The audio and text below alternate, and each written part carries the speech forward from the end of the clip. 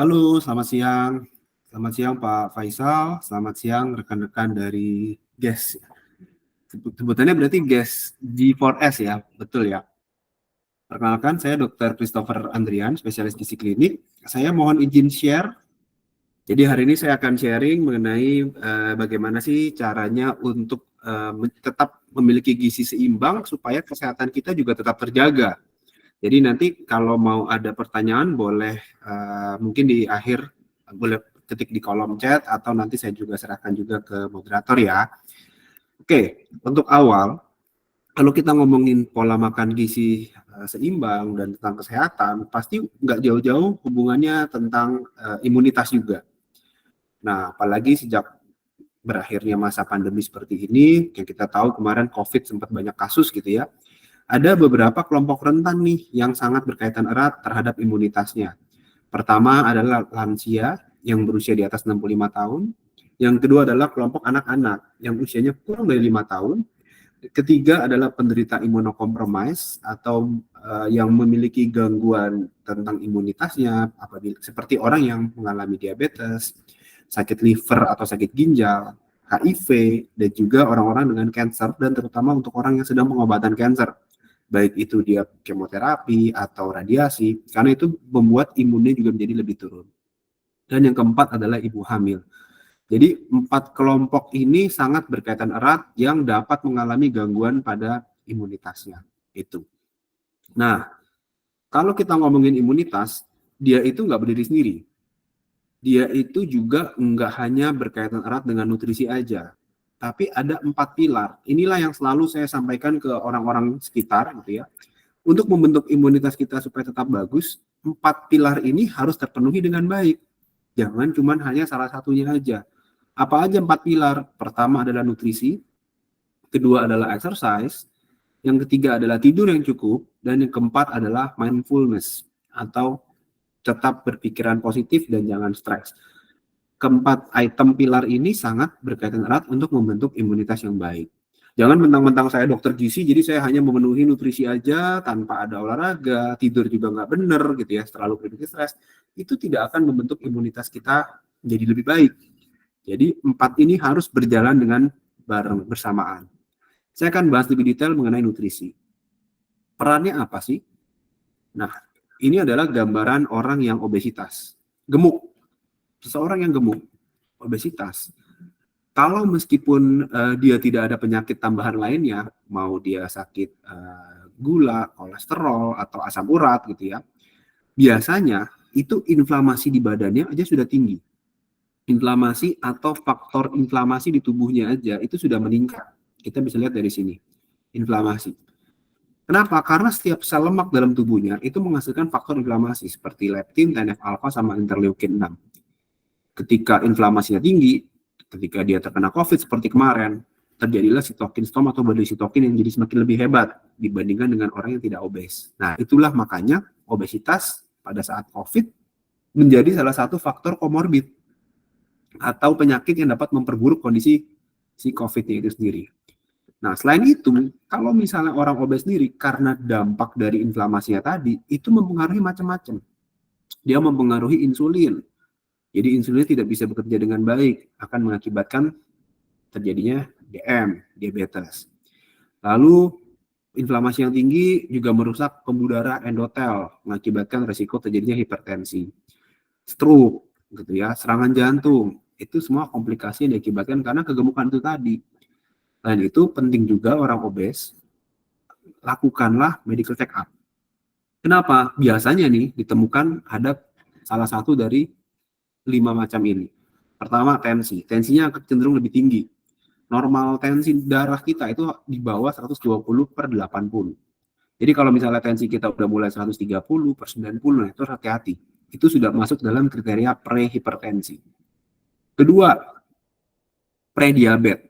Itu harus juga hati-hati. Kenapa prediabetes? Karena kategorinya ini tidak bisa dikategorikan sebagai kondisi normal, tapi belum bisa dibilang sebagai diabetes. Jadi dia masih ada di kondisi tengah-tengah. Nggak diabetes, nggak normal. Itu yang kita bilang dengan sebagai prediabetes. Diakibatkan karena mulai ada insulin resisten di situ. Kerusakan dari insulin akibat dari si obesitasnya. Kalau dari hasil MCU biasanya hasilnya itu ada kelihatan dari gula darah puasa dan gula darah 2 jam setelah makan yang agak sedikit tinggi. Jadi misalnya gula darah puasa itu kan normalnya di bawah 100. Tapi dinilai dari hasil pemeriksaan itu angkanya 102, 103, 104 gitu ya, 105. Itu kan belum dikategorikan sebagai diabetes tapi sudah merupakan kondisi prediabetes. Selain itu untuk kadar kolesterol juga terjadi nih peningkatan kolesterol jahat si LDL, terjadi peningkatan trigliserida dan HDL atau kolesterol baiknya juga rendah. Kadang-kadang orang cuma melihat total kolesterolnya doang di atas 200 atau nggak ngelihat cuma LDL-nya aja si kolesterol jahat. Tapi hati-hati, kalau HDL atau kolesterol baiknya itu juga ngedrop terlalu rendah, itu juga akan mempengaruhi kadar si kolesterol dalam tubuhnya. Nah, bagaimana caranya untuk menilai kondisi tubuh kita itu normal atau enggak? Yang paling gampang adalah menggunakan pengukuran dari body mass index atau bahasa Indonesia kita bilang dengan indeks massa tubuh.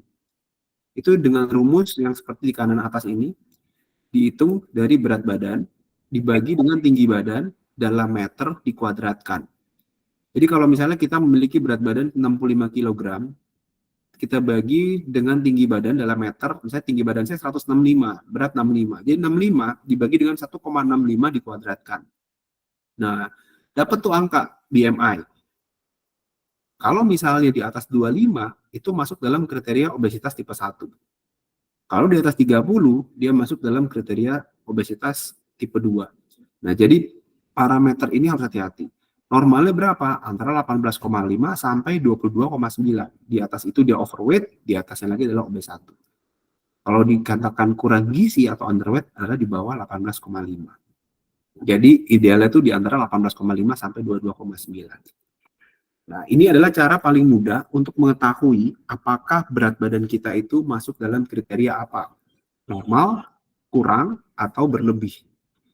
Tapi di balik tubuh kita itu nggak semudah ini juga. Kenapa? Karena BMI itu bisa aja kelihatan normal. Terutama untuk orang-orang dengan kasus seperti ini. Ini adalah 2 orang yang memiliki usia yang sama, dengan tinggi badan yang sama, dengan berat badan yang sama. Secara otomatis BMI-nya juga sama. Kita lihat bahwa dia masuk ke BMI 33,9.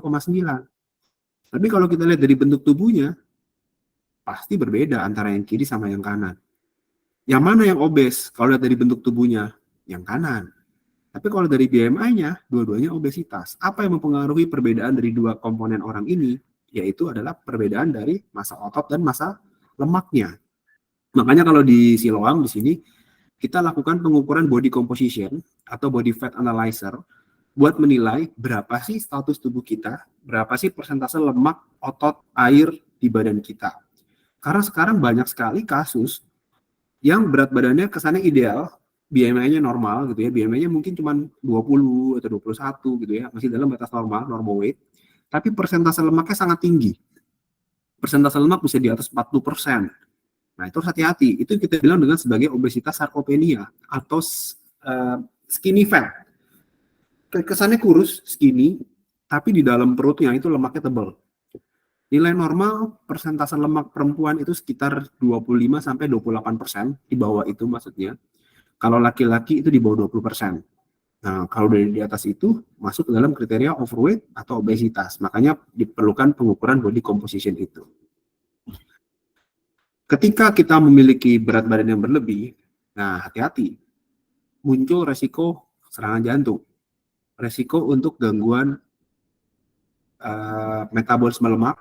Oke, jadi kolesterol jelek, resiko untuk hipertensi yang tadi saya sudah bahas, resiko untuk gula darah tinggi juga besar. Dampak jangka panjangnya bisa meningkatkan resiko demensia, cepat lupa, resiko untuk kanker, terutama perempuan nih, kanker payudara. Lalu ada terjadi resiko untuk PCOS. PCOS itu polycystic ovary syndrome.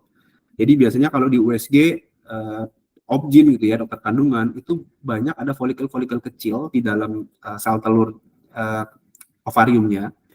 Biasanya keluhannya adalah mensnya tidak teratur dan sulit punya keturunan. Itu. Dan resikonya juga ada di non-alcoholic fatty liver atau perlemakan di hati. Nah, ketika kita udah tahu problem-problemnya, komplikasinya, gitu, faktor resikonya, yang harus kita lakukan apa? Pola makan yang sehat. dengan gizi seimbang. Ada 4J yang harus kita lakukan. Yang pertama adalah jenis, yang kedua adalah jumlah, yang ketiga adalah jadwal, dan yang keempat adalah jurus memasak. Jadi teman-teman di sini harus ingat, kalau kita mau makan sehat, kita mau mengurangi resiko untuk kolesterol, resiko untuk penyakit gula, kita terapkan yang istilahnya adalah 4J. Kalau kita mau makan, kita harus tentuin jenisnya, jumlahnya, jadwalnya, dan jurus memasaknya. Ini akan saya bahas lebih detail. Pertama adalah jenis. Jenis di makanan kita itu adalah karbohidrat, protein, lemak untuk makronutriennya. Jadi usahakan setiap kali kita makan, komponen antara karbohidrat, protein, lemak itu harus terpenuhi dengan baik. Karbohidrat itu ada 2 jenis. Yang pertama adalah kompleks karbohidrat, dan yang kedua adalah karbohidrat yang simple. Kompleks karbohidrat itu apa sih? Bedanya apa? Simple itu kenapa dibilang simple? Karena dia itu gampang diserap sama tubuh. Tubuh kita itu nggak memerlukan effort banyak buat mencerna makanan yang namanya simple karbohidrat. Jadi kalau misalnya kita mau konsumsi simple karbohidrat, itu gula darah kita akan langsung loncat naik. Karena tubuh kita gampang sekali nyerapnya. Nah, ini yang harus kita hindari. Contohnya apa? Bisa kita lihat di gambar nih. Minuman manis, minuman bersoda, gitu ya, kue-kue, cake, gitu ya, coklat, pokoknya semua yang simple sugar, simple karbohidrat itu yang kita harus hindari. Kita harus perbanyak makanan atau karbohidrat yang jenisnya kompleks. Contohnya apa? Yaitu nasi merah, roti gandum, singkong, ubi, sayur, buah. Dibilang kompleks karena lebih susah dicerna. Jadi dia itu memerlukan waktu untuk memprosesnya. Tubuh kita itu perlu takes time itu perlu effort yang lebih besar untuk mencernanya. Nah, yang kedua adalah lemak. Lemak secara garis besar kita membagi menjadi lemak baik, lemak jahat. Sebenarnya lemak jahat ini adalah jenis lemak yang saturated fat, lemak jenuh, yang kita batasi dari makanan-makanan berlemak, dari dairy fat, dari keju, dari susu full cream gitu ya, ice cream, daging merah gitu, semua yang deep fried yang menggunakan minyak kelapa sawit gitu ya, itu yang kita harus hindari. Kita perbanyak konsumsi lemak tidak jenuh dari alpukat, dari olive oil, dari salmon dan ikan laut. Nggak cuma salmon, ikan kembung, ikan tuna, itu yang perlu kita tingkatkan untuk pemilihan jenis lemaknya. Dan makronutrien lain adalah protein. Protein ini terdiri dari telur, ikan, ayam, daging, tahu, tempe, susu. Itu adalah jenis protein, dan kacang-kacangan terutama kacang merah, kacang tanah, kacang kedelai gitu ya. Itu merupakan sumber protein. Nah, saya tekankan di sini adalah yang namanya protein yaitu benar-benar protein. Jangan lauknya itu jangan memilih yang bukan protein menjadikan lauk. Itu banyak sekali di makanan Indonesia itu yang menggunakan karbohidrat sebagai pengganti protein ini. Contohnya kayak misalnya bakwan jagung, perkedel kentang balado gitu. Nah, itu kan sebenarnya merupakan suatu karbohidrat yang diolah menjadi lauk, kadang-kadang digunakan sebagai pengganti protein.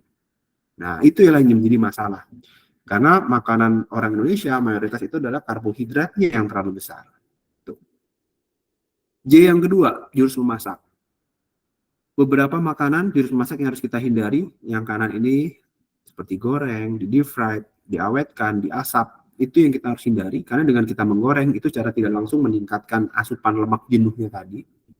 Ketika diawetkan dan diasap, itu akan membuat atau meningkatkan resiko terjadinya kanker, terutama kanker pada kolon. Nah, itu yang harus dihindari.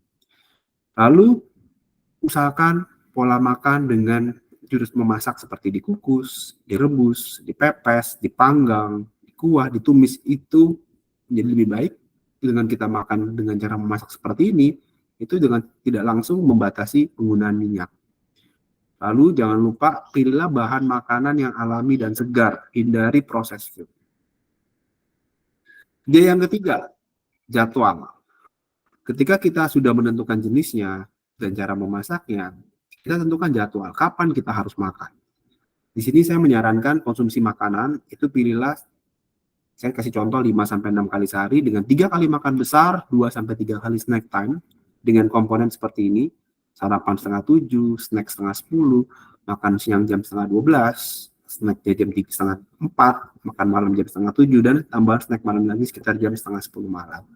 Jadi komponen jadwal ini juga sangat berpengaruh terhadap kesehatan tubuh seseorang. Kenapa? Supaya dia bisa ada asupan makannya itu, di serat-seratnya itu tetap harus ada dari pagi, siang, sore, malam. Asupan vitamin dengan konsumsi buah di jam setengah 9, setengah 4, setengah 10 malam juga terpenuhi dengan baik. Gitu.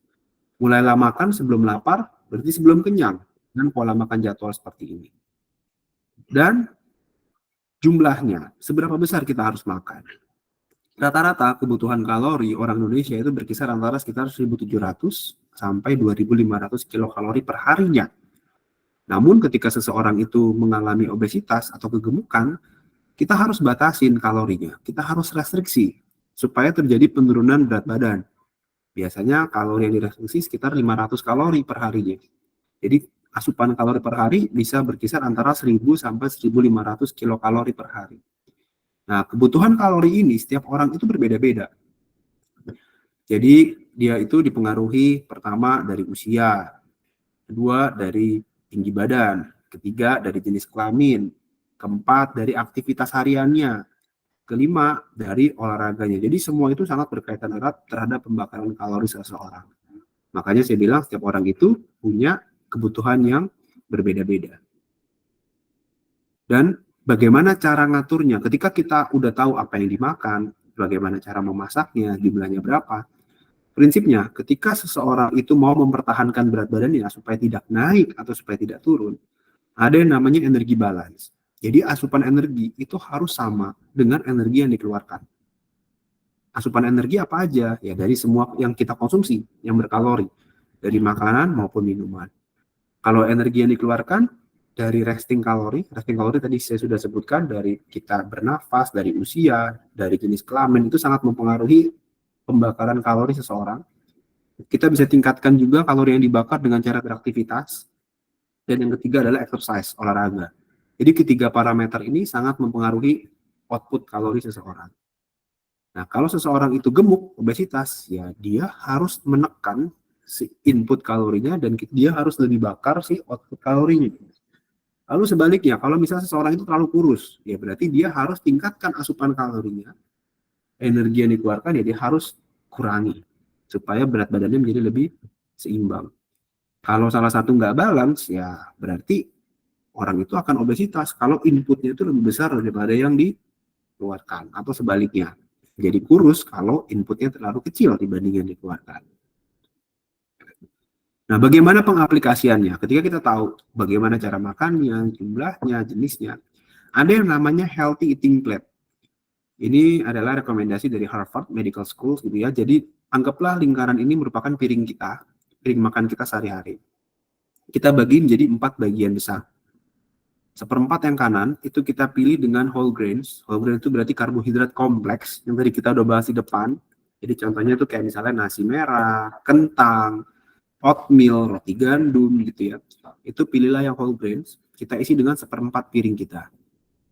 Seperempatnya kita isi dengan protein yang berkualitas. Contohnya kayak ikan, ayam, daging, tahu, tempe. Hindari proses food. Dan setengah piring kita isi dengan sayur-sayuran dan buah-buahan. Jadi pengaplikasian inilah yang sangat penting nih dalam asupan harian kita. Jadi gambarannya kurang lebih seperti ini. Seperempat piring kita isi dengan whole grain, seperempat piring kita isi dengan protein, dan setengahnya kita isi dengan sayur-sayuran dan buah-buahan. Jangan dibalik, jangan 3/4-nya kita isi dengan nasi semua tuh. Satu piring isi full nasi. Lalu lauknya pilihnya tadi saya bilang, kentang balado, padahal kentang itu merupakan karbohidrat lagi. Jadi selalu komposisi ideal adalah yang seperti ini. Nah, ini kan tipikal menu sarapan. Rata-rata sarapan kita tuh bentuknya mirip-mirip seperti inilah. Nasi uduk kita pakaiin dengan bihun goreng, pakai kentang balado, pakai bakwan jagung gitu ya, pakai tempe orek, kerupuk. Jadi gambarnya kan kurang lebih seperti ini. Lihat komponennya. Nasi uduk, nasi dengan santan, berarti itu adalah karbohidrat dengan lemak. Bihun goreng, karbohidrat dengan lemak lagi. Kentang balado, karbohidrat, lemak. Bakwan goreng, karbohidrat, lemak. Kerupuk, karbohidrat, lemak. Proteinnya cuma dari telur ceplok yang digoreng ini. Mana sayurnya? Nggak ada. Itulah yang mengakibatkan komponen makanan kita sehari-hari itu tidak seimbang. Ketika ini terjadi secara terus-menerus, dalam jangka waktu panjang, nah inilah juga yang mengakibatkan penimbunan penyakit. Jadi bagaimana dok kalau misalnya kita memilih menu sarapan seperti ini? Ya kalau misalnya kita mau milih kayak gini, kita tentuin dulu karbohidrat yang mau kita makan tuh apa sih? Kalau kita udah memilih nasi, ya udah pilih nasi. Pilihlah pasangannya yang dengan protein, jangan pilih yang karbohidrat lagi. Jangan pernah mengkombinasikan dua jenis karbohidrat dalam satu piring. Kita bisa pilih telur balado, telur bulat nih. Kita bisa pilih tahu mungkin, atau tempe. Silahkan. Tapi jangan lupa seratnya nih yang kurang. Kalau di bawah dia masih ada timun nih, potongan kecil-kecil acar gitu ya. Tapi ingat, dengan porsi healthy eating plate tadi, sayuran dan buah itu harus setengah dari porsi makan piring kita. Dan ingat, ketika kita udah tahu makannya gimana gitu ya, jangan lupa untuk selalu memenuhi asupan vitamin dari makan dengan berbagai macam warna buah-buahan. Kenapa? Karena imun kita itu nggak cuma perlu vitamin C doang atau vitamin D doang, tapi imun kita itu memerlukan seluruh vitamin dan mineral juga. Contoh misalnya di sini imun sistem kita yang eksternal berupa kulit atau enggak bulu rambut di hidung gitu ya, itu juga merupakan sistem imun tubuh kita. Bayangkan kalau seseorang itu nggak ada kulitnya gitu, langsung terpapar sama dunia luar nih kulit kita, daging kita, pasti akan terjadi infeksi, benana dan lain-lain. Nah, untuk menjaga kulit kita bagus, apa aja nih yang perlu? Vitamin A, B6, B12, asam folat, vitamin C, D, E, zat besi, dan zinc. Jadi semua komponen itu kita perlukan, nggak cuma hanya satu jenis vitamin aja. Gitu kira-kira. Pilar kedua, exercise. Tadi pilar satu kita udah bahas mengenai nutrisi. Pilar kedua adalah exercise. Olahraga. Yang untuk meningkatkan imunitas kita menjadi supaya lebih sehat, apa sih yang kita perlukan? Cukup olahraga 30 menit, tapi lakukan konsisten dan rutin. Kenapa? Dengan kita melakukan konsisten rutin, olahraga itu membuat peredaran darah jadi lebih lancar, membuat blood flow oksigen kita menjadi lebih baik, dan mobilisasi sel imun jadi lebih baik. Tapi hati-hati, olahraga yang high intensity justru dapat meningkatkan resiko terjadinya upper respiratory tract infection. Meningkat nih, 2 sampai 6 kali. Dibanding tidak olahraga sama sekali, sedentary. Tapi kalau kita olahraganya yang moderate, itu justru malah resiko upper respiratory tract infection-nya, infeksi saluran nafas atasnya malah berkurang sekitar 40 sampai 50%. Nah, jadi harus hati-hati.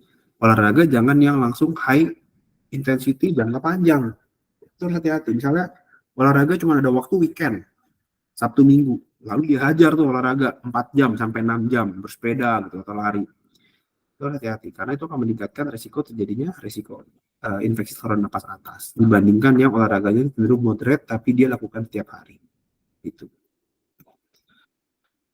Pilar ketiga, tidur yang cukup. Tidur yang cukup itu membuat imun tubuh kita juga jadi lebih baik. Dia dapat meningkatkan interleukin, growth hormone, prolaktin gitu ya. Dan dia akan menekan kortisol juga. Karena kalau tidur kita kurang gitu ya, itu akan membuat hormon stres kortisol kita jadi semakin tinggi. Resiko untuk respon vaksin antibodi kita menurun. Makanya kalau yang kayak kemarin mau vaksin booster dan lain-lain itu diharapkan sehari sebelum itu tidurnya juga harus cukup. Karena itu akan mempengaruhi apakah efektivitas vaksin itu bagus apa enggak. Ada beberapa makanan yang harus dihindari sebelum tidur. Contohnya seperti kopi, coklat yang mengandung kafein ya. Makanan berlemak, makanan pedas, alkohol gitu ya, itu akan membuat tidur kita menjadi tidak nyaman. Jadi harus dihindari. Dan pilar yang terakhir adalah mindfulness. Tetap berpikir positif, jangan stres. Karena ketika kita stres, semua penyakit dalam tubuh kita itu akan muncul. Jadi gatal-gatal, rambut rontok, jadi sakit mah, jadi mencret, diare karena stres gitu ya. Semua sangat berpengaruh sekali ketika kita stres. Oleh karena itu, kita harus terapkan yang namanya mindful eating ketika kita mau melakukan pengaturan pola makan. Jangan terlalu restriktif dietnya. Karena diet, dokter bilang harus makannya yang benar, setiap hari makannya cuma direbus doang. Atau cuma makan sayur loh setiap hari gitu ya. Itu juga menjadi tidak baik. Makanya kita juga perlu yang namanya recreational food.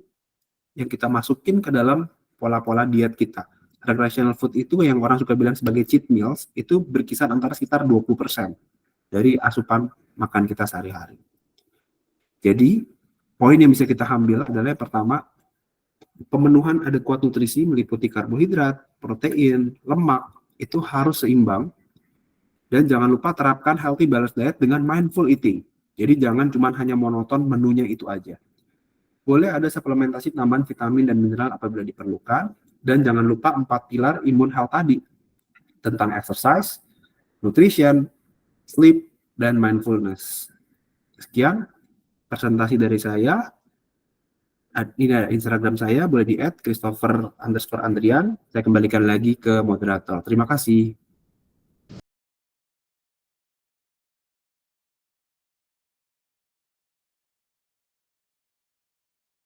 Jadi gini, kalau kita ngomongin tidur, itu nggak cuma ngomongin durasi. Ya, durasi itu bisa bermacam-macam. Bisa 6 jam, ada yang cuma tidur 4 jam, ada yang tidur 5 jam, gitu ya. Yang penting adalah kualitas tidurnya dulu. Jadi kalau kita ngomongin tidur, itu ada kuantitas, ada kualitas. Nah, kalau misalnya kita ngomongin jam, kuantitasnya itu panjang, tapi kualitasnya itu tidak baik, sama aja bohong. Percuma. Ada orang-orang yang tidur cuma 4 jam, tapi kualitasnya bagus. Ya, dia fine-fine aja, it's okay gitu. Gimana dapat mendapatkan kualitas tidur yang baik? Itu yang kita bilang dengan deep sleep tadi, tidur yang dalam. Gitu. Bisa nggak kita achieve dalam 4 jam? Ya, bisa-bisa aja. Gimana caranya? Yaitu, pertama kita harus hindari konsumsi-konsumsi kafein gitu ya menjelang tidur. Nah, itu akan membuat tidur menjadi lebih light sleep doang, nggak deep sleep. Itu harus hati-hati. Terus hindari juga makanan-makanan pedas saat tidur, menjelang tidur gitu ya, yang pedasnya banget, makan cilok, makan seblak, itu juga bisa meningkatkan pengaruh kualitas tidur kita. Hindari olahraga-olahraga yang high intensity, seperti angkat beban, nge-gym, itu sesaat sebelum tidur. Itu juga harus hati-hati. Nah, memang orang yang tidur pendek tapi deep sleep, itu ya memang udah punya pengalaman juga gitu ya, cukup panjang. Untuk mendapatkan deep sleep yang baik, memang rekomendasinya itu tidur minimal 6-7 jam per harinya. Gitu Pak. Jadi nggak harus kita targetin, oh harus 8 jam nih tidur. Kalau nggak 8 jam nggak bisa deep sleep gitu. Karena banyak juga orang yang tidur sampai 12 jam tapi dia tidurnya tidak baik. Gejalanya apa? Biasanya bangun tidur sakit kepala. Sakit kepala kenceng, tidur udah lama kenapa masih sakit kepala ya. Atau enggak tidur udah panjang tapi masih ngantuk bawaannya. Nah itu juga sangat berpengaruh tuh. Jadi semua itu sangat berkaitan erat terhadap kualitas tidur seorang. Jadi nggak cuma satu jenis atau jamnya doang kita patokannya. Gitu kira-kira Pak. Oke, baik. Nah, itu dia. Makanya setiap orang itu punya kebutuhan yang berbeda-beda. Kalau orang ada sakit mah, ya problemnya berarti dia harus bikinlah makanan-makanan yang tidak memperberat kerja lambungnya. Yang harus dihindari apa? Ya pertama, hindari makanan-makanan mentah. Contohnya apa? Misalnya kayak lalapan, sayuran-sayuran mentah. Nah, itu harus dihindari tuh. Hati-hati. Misalnya kita makan kol, selada mentah. Itu akan membuat kembung, begah, bikin resiko GERD makin tinggi. Itu dihindari. Kedua, makanan-makanan yang pedas, karena pedas akan mengiritasi lambung lagi semakin hebat. Ketiga, hati-hati terhadap lemak yang terlalu tinggi. Itu justru akan membuat makanan jadi sulit dicerna, akan membuat lambung itu kerjanya jadi lebih berat. Itu yang orang dengan problem dengan sakit mah. Dan makan itu usahakan rutin teratur seperti tadi saya sebutkan. Setiap 3 jam sekali makanan harus masuk. Jam 7, jam 9, jam 12, jam 3 sore, jam 6 maghrib. Tujuannya supaya lebih teratur, supaya asam lambungnya nggak sempat naik. Jadi biar bisa diserap dengan baik gitu, supaya nggak asam lambungnya itu naik. Gitu. Nah kalau orang sakit ginjal apalagi problemnya? Ya beda lagi. Kalau sakit ginjal tergantung seberapa derajat kerusakan si ginjal itu tadi. Biasanya kita lakukan pembatasan protein Pak. Proteinnya itu kita batasin dalam jumlah gramasi per satu harinya. Makanya setiap orang itu punya problem berbeda-beda. Kalau orang diabetes, beda lagi nanti untuk jenis makanan yang kita terapkan. Yang harus wajib dihindari untuk orang dengan diabetes gula darah tinggi, ya hindari semua minuman-minuman manis tadi. Dan jangan pernah mengkombinasikan 2 jenis karbohidrat dalam satu kali makan. Nasi pakai mie, kan paling sering tuh kayak gitu ya, roti pakai coklat, gitu. Itu pasti gula darah akan loncat naik. Itu yang harus dihindari.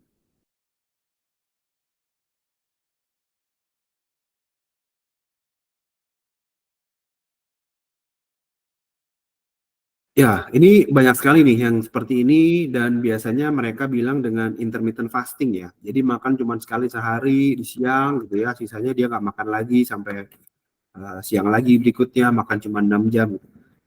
Intinya gini, kalau kita mau menurunkan berat badan, ingat komponen tubuh kita itu kan ada tulang, ada lemak, ada otot, ada air.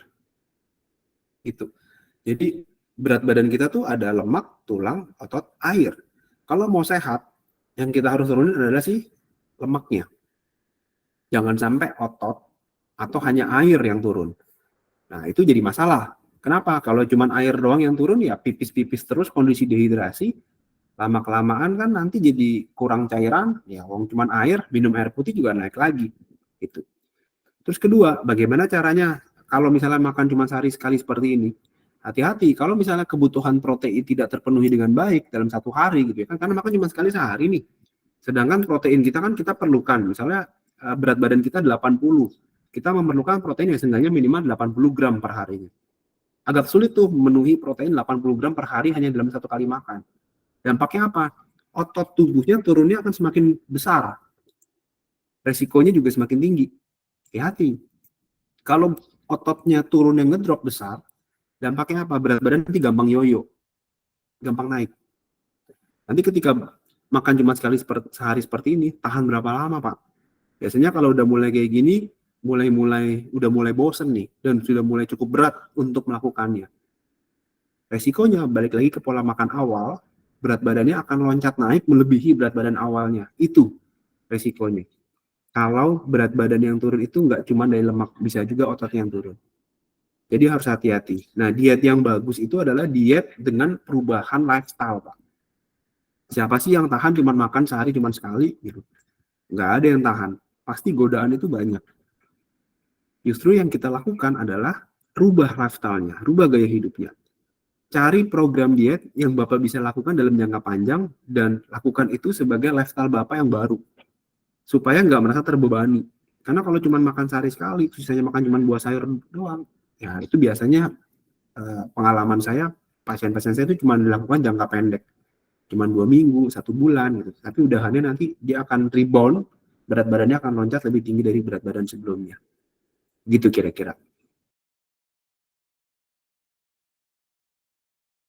Jadi sebenarnya sumber karbohidrat itu ada banyak, nggak cuma nasi. Ada nasi, ada kentang, ada ubi, ada singkong, ada roti, ada mie gitu ya. Sebenarnya mau makan nasi apa aja sebenarnya nggak ada masalah. Mau nasi putih, mau nasi merah, nasi coklat, itu silahkan aja. Tapi yang penting adalah komponen tambahannya. Maksudnya tuh makan nasi itu pakai apa? Itu lebih penting. Makanya saya bilang tadi jangan pernah mengkombinasikan 2 jenis karbohidrat dalam satu kali makan. Makan nasi tapi lauknya bakwan jagung, ada kentang, atau nasi pakai mie gitu. Itu karbo plus karbo. Itu yang jadi masalah. Itu. Terus Bapak bilang mau makan nasi anget, nasi kemarin sama nasi yang udah keras perak itu lebih bagus mana? Memang ada penelitian yang memperlihatkan bahwa kalau nasi baru matang itu bikin gula darah kita loncat naik. Kenapa? Karena lebih gampang diserap. Masih pulen, masih anget gitu ya. Itu lebih gampang diserap di tubuh kita gitu ya. Membuat gula darah itu lebih terlihat lebih tinggi dibanding nasi yang udah didinginkan atau nasi-nasi yang kemarin. Kenapa? Karena nasi itu lebih perak. Kandungan airnya juga lebih kecil di situ. Sama lah kayak kita makan nasi putih sama bubur. Bubur sama nasi putih, ya bubur karena dia bentuknya liquid, bentuknya cair gitu ya. Cuman tinggal serup makan, ya gula darah pasti akan lebih loncat naik dibandingkan kalau kita makan nasi putih. Itu. Jadi sebenarnya kalau dari saya, mau makan nasi putih, mau makan nasi kemarin, ya sebenarnya sih sama-sama aja, tergantung dari kita mau makannya pakai apa. Itu yang lebih penting, Pak. Siapa sih yang mau makan nasi kemarin terus gitu kan? Mendingan ya kita pilih nasi yang fresh lah. Meskipun dia bisa membuat gula darah kita lebih cepat naik, selama kita masih mengkonsumsi dia bersama dengan sayuran dan lauk pauk yang berkualitas, ayam, ikan, daging, ya it's okay, nggak masalah gitu. Karena dengan kita mengkonsumsi sayuran bersama dengan si nasi, ya itu juga akan membuat gula darah si nasi itu nggak cepat naik kok gitu. Nah, maksud saya kan kebiasaan orang Indonesia itu makan nasi nggak ada sayurannya tuh, kayak yang digambar tadi. nasi, lauknya juga karbohidrat juga. Nah, itu yang membuat jadi gula darah akan cenderung lebih tinggi. Itu permasalahannya. Terus untuk cara memasak, kering atau basah, sebenarnya nggak ada masalah. Boleh-boleh aja mau dimasak berkuah, mau dimasak sop, sayur bening, ditumis, disemur, dipindang, dibacem, nggak masalah. Tujuannya buat apa? Untuk mengurangi asupan kalori totalnya tadi. Kenapa kita rekomendasi yang seperti saya sebutkan tadi? Untuk membatasi penggunaan lemak jenuhnya. Untuk membatasi penggunaan minyak kelapa sawit. Karena sekarang tuh paling gampang masak itu goreng. Semua menu digoreng udah enak. Nah, itu hati-hati tuh. Karena ujung-ujungnya jadinya gampang. Goreng, ayam goreng, ikan goreng, tahu goreng. Itu akan membuat asupan lemaknya jadi semakin tinggi. Kalorinya jadi semakin besar di situ. Makanya saya menyarankan coba deh masak dengan cara yang lain. Yang lebih mudah. Mau ditumis, mau dipanggang, dipepes, dibacem, disemur, disop. Itu juga masih lebih sehat kok gitu. Tanpa menggunakan minyak yang berlebihan. Gitu kira-kira Pak. Ya, sebenarnya kalau rekomendasi idealnya untuk orang awam yang dilakukan sendiri, itu berat badan penurunannya itu berkisar antara 0,5 kilo sampai 1 kilogram per minggunya. Gitu. Jadi per minggu turun sekitar 0,5 kilo sampai 1 kilogram itu masih merupakan hal yang wajar. Tapi harus hati-hati kalau penurunan berat badannya itu seminggu bisa turun 5 kilo gitu. Atau 4 kilo, 5 kilo, 6 kilo gitu. Tanpa pengawasan dokter. Nah, itu harus hati-hati tuh. Karena ya wajar dong kalau misalnya kita nggak makan apapun dalam 1 hari, kita cuma makan buah sayur doang, pasti turun nggak berat badan? Ya turun. Ya cuman tadi itu yang saya bilang resikonya macam-macam nanti. Kalau kita kekurangan protein dampaknya apa? Awal pertama kali rambutnya rontok, kukunya gampang patah, kulitnya kering, nanti kelamaan imunitas juga turun. Kenapa? Ya wong nggak ada asupan protein, sedangkan bahan bakar utama imun tubuh kita kan adalah protein. Nah itu yang paling sering. Kedua, asupan seratnya berkurang. Serat. Jadi nanti buang air besarnya jadi keras. Nah, biasanya kayak gitu juga. Asupan vitamin itu juga berpengaruh. Asupan vitamin dari buah-buahan dan sayur-sayuran yang terlalu sedikit misalnya, itu juga bisa pengaruh dari situ.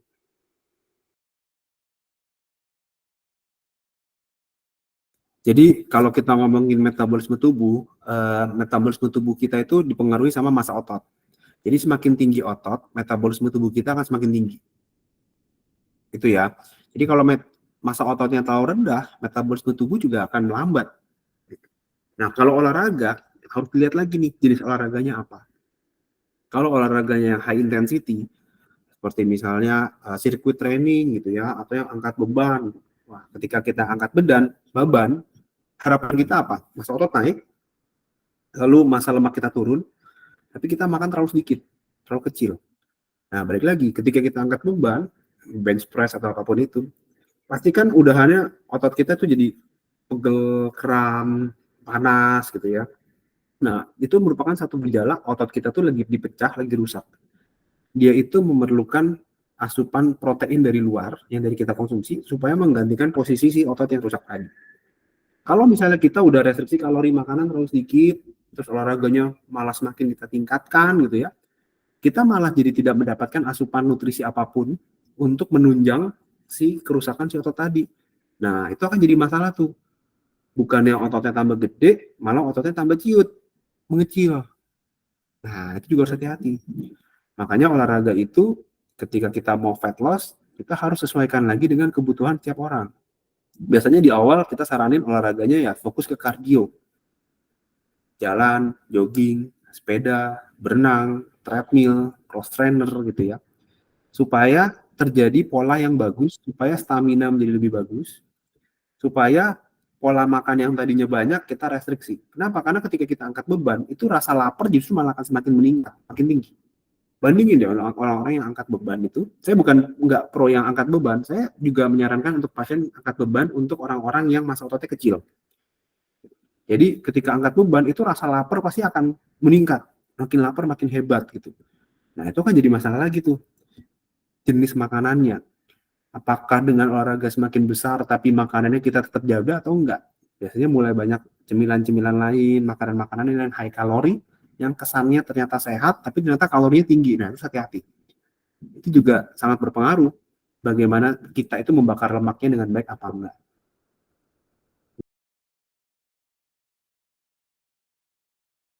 Oke, air. Minum air kapan aja. Ya selama kita haus ya minum aja, nggak masalah. Yang penting kita jangan terlalu restriksi air, karena kadang-kadang ada orang yang bilang bahwa oh air nggak boleh minum banyak-banyak ya, nanti retensi cairan, water retention gitu. Nah itu hati-hati juga, karena tubuh kita tuh sebenarnya kalau ginjal kita masih sehat ya, kita nggak perlu khawatir terhadap keseimbangan cairan dalam tubuh selama ginjal masih sehat. Karena kalau misalnya kita haus, ya kita harus minum. Ketika kita minumnya cukup, pipis kita juga akan lancar gitu ya. Selama pipis atau buang air kecil kita itu warnanya nggak coklat, nggak oranye gitu ya, nggak terlalu kuning pekat, itu masih aman. Minum air putih itu minimal 30 ml per kilogram berat badan. Contoh misalnya berat badan saya 60 kg, jadi kali 30 kurang lebih 1.800 ml per kilogram berat badan per hari. Jadi 1.800 ml per harinya kebutuhan saya, karena berat badan saya 60 kg. Nah, apakah 1.800 ml itu dihabiskan dalam satu kali minum? Ya enggak juga. Misalnya pagi 1.000, siang 800, terus sampai malam nggak minum sama sekali. Itu juga tidak bagus. Makanya harus disebar merata. Di pagi, di siang, di sore, di malam. Makanya disarankan dalam satu hari itu minumlah 8-10 gelas. Dan tersebar merata sebelum makan, setelah makan, sebelum makan siang, setelah makan siang. Jadi supaya ginjal kita juga nggak semakin berat. Nah, lalu untuk kopi, apakah berpengaruh terhadap program weight loss? Ya memang penelitiannya konsumsi kafein itu dapat membantu pembakaran lemak ketika kita berolahraga. Itu kafein, karena dia akan meningkatkan heart rate atau denyut jantung jadi lebih baik.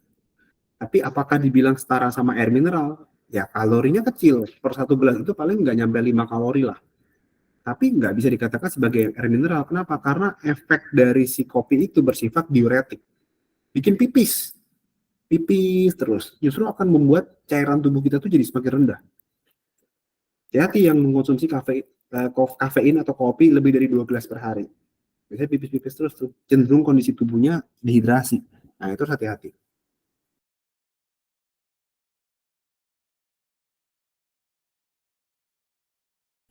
Jadi diare itu kan sebenarnya terjadi karena kita bisa karena infeksi gitu ya, atau kita misalnya ya intinya apa yang kita makan itu nyebabin diare. Entah kita salah makan atau kita ada makan macam-macam yang membuat kita itu menjadi infeksi usus kita, misalnya kayak makanan basi gitu ya, atau enggak misalnya ada infeksi bakteri dalam usus.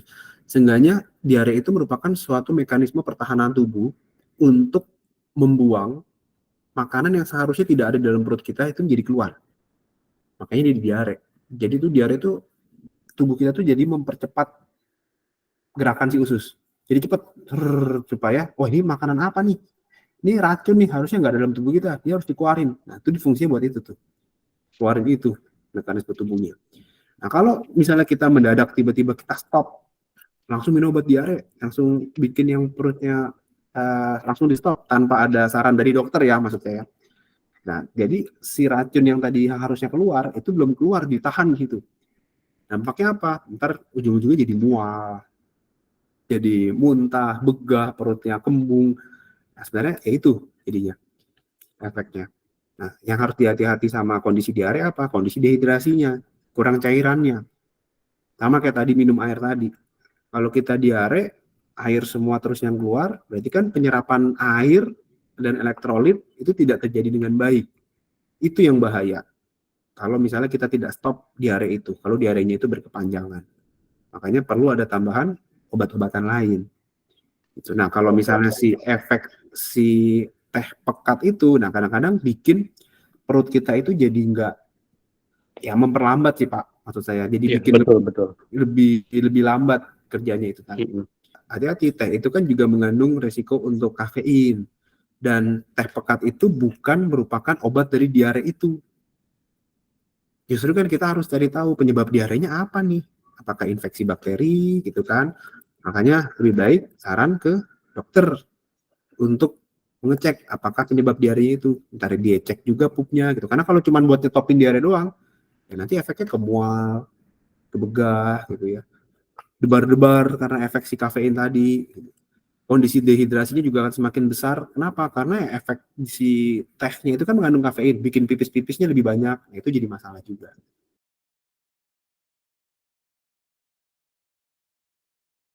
Mengkonsumsi makan 3 kali sehari, malam masih lapar, maksudnya gitu kan ya? Terus makan kacang lagi. Ya, betul. Nah, harus hati-hati nih. Maksud saya, bukan nggak boleh. Kacang itu merupakan suatu sumber protein juga. Tapi kacang merupakan protein yang tinggi lemak. Terutama kacang-kacang yang biasanya itu digoreng lagi tuh. Kacang tanah yang digoreng. Nah, terus hati-hati. Tergantung jumlahnya. Kalau kita makannya banyak, ya pasti kalorinya juga akan semakin besar. Karena kacang itu juga tinggi lemak. Apalagi terutama kacang kayak kacang pilus, lalu kacang apalagi tuh, kacang yang dibungkus-bungkus pakai tepung kacang oven dan lain-lain, itu akan membuat kandungan kalori jadi semakin besar. Yang penting itu jumlahnya. Jadi kalau mau aman, kalau masih lapar, ya kita pilih makanan yang seratnya tinggi, bisa membuat kita kenyang lebih lama, gitu ya. Contohnya apa? Ya paling aman buah, kalorinya kecil, seratnya banyak. Buahnya apa? Bisa apel, bisa pisang, bisa pepaya, bisa pir, gitu. Silahkan makan itu. Atau misalnya kita bisa bikin agar puding, tapi jangan pakai gula lagi. Karena gula itu kan kalori juga tinggi buat sebagai snack time-nya. Itu juga boleh.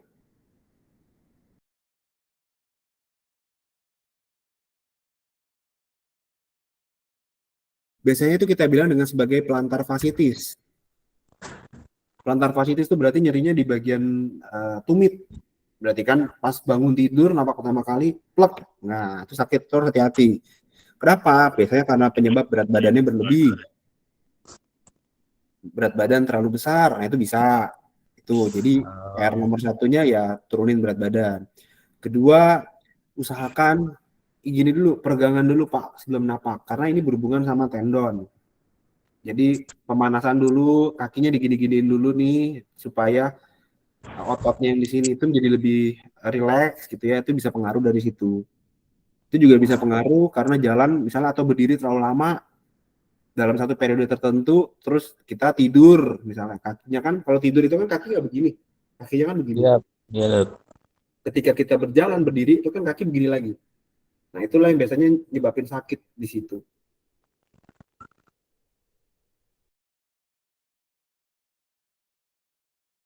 Ya, karena kalau obat nyeri itu dia hanya mengurangi rasa nyeri di situ tapi tidak menurunkan asam uratnya. Jadi gini Pak, asam urat itu biasanya gejalanya itu di ujung-ujung sendi, di ujung jari, kaki, jari tangan gitu ya, di ujung-ujung tuh biasanya di situ.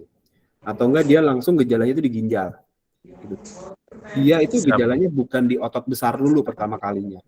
Tapi kalau misalnya asam uratnya itu udah jangka panjang, biasanya dia mulai naik dari sendi kecil ke sendi yang besar. Itu bisa pengaruh situ. Kalau asam urat, obat asam urat itu berbeda sama obat nyeri. Kalau obat kita lagi sakit, biasanya obat nyeri dulu buat kurangin sakitnya. Tapi kalau udah nggak sakit, jangan dikonsumsi lagi. Karena itu akan membuat iritasi dalam lambung. Bisa bikin sakit mah, entah dari mual gitu ya. Itu yang paling sering terjadi di situ. Kalau untuk jangka panjang itu tidak bagus karena dia hanya mengurangi nyerinya aja, tapi tidak mengobati asam uratnya. Kalau obat asam urat beda lagi, tujuannya supaya buat nurunin kadar asam urat dalam tubuh kita. Jadi obat nyeri dan obat asam urat itu adalah dua hal yang berbeda, beda fungsi jadinya. Ketika udah nggak sakit, Bapak balik lagi ke dokternya, coba minta untuk obat asam urat gitu. Karena kalau ditumit itu bukan merupakan asam urat kalau menurut saya. Oke, kalau begitu mungkin kita sudahi webinar hari ini. Kalau memang sudah tidak ada pertanyaan lagi, saya dan juga rekan-rekan mau memberikan terima kasih kepada Dr. Yohana atas waktunya dan juga penjelasannya saat ini mungkin sangat berguna juga untuk kita ilmunya tentang pentingnya menjaga kesehatan gizi dan juga tadi Dr. Christopher sudah menjelaskan 4 pilar imun yang harus kita jaga dari materi hari ini. Mungkin itu saja. Terima kasih banyak kepada Bapak Ibu, Dr. Chris dan Dr. Yohana atas waktunya. Saya tutup webinar hari ini. Selamat siang. Wassalamualaikum warahmatullahi wabarakatuh.